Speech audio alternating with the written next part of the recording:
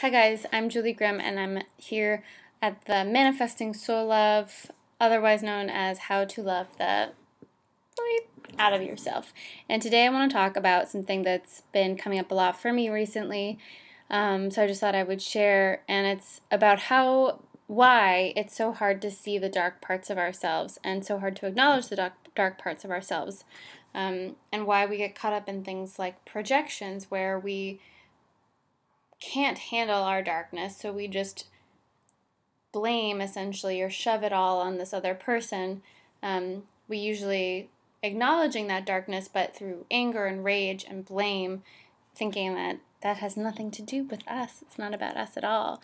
But actually, all that anger and rage and blame is a trigger to wake up, to see some stuff that you're not looking at that has to do with you. Why is it so hard? Why do we do that ridiculous dance? It's so silly, and it's like we're hiding from ourselves, and on the outside it's probably pretty obvious to people around us, but internally it's like, no, I must not see. No, it's too painful.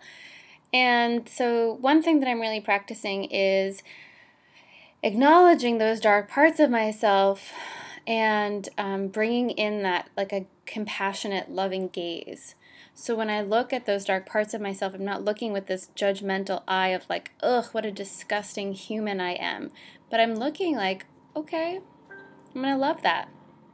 I'm going to love that really ugly thing that is not pretty and I'm not proud of and I wish I didn't have, but I'm just going to look at it and love it.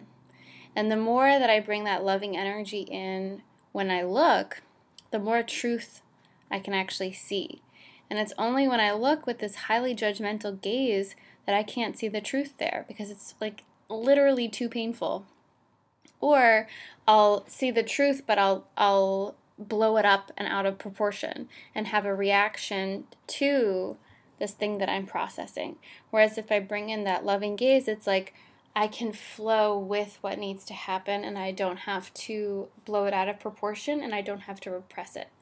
So today and pretty much this whole week, I've just really been practicing looking at where I'm getting really triggered by other people, and then doing my very best to see why that's coming up for me and what inside of me is bringing that up, and do that in a way that is extremely loving towards myself, without as much judgment as I possibly can. And yeah, just working through that healing on those levels. So, if you've just been feeling pretty triggered by people recently, I would invite you to bring a loving gaze inward and try and look without judgment at what's going on inside of you. What's that really triggering inside of you? What is that anger maybe masking or reacting to or protecting? So the journey continues. I have a very exciting announcement for tomorrow, but I won't tell you what it is. I will wait until tomorrow. But thank you guys so much for being here. I'm really excited. It's day 12. That's cool. I'm almost at 2 weeks. All right. Much love, guys. Thanks.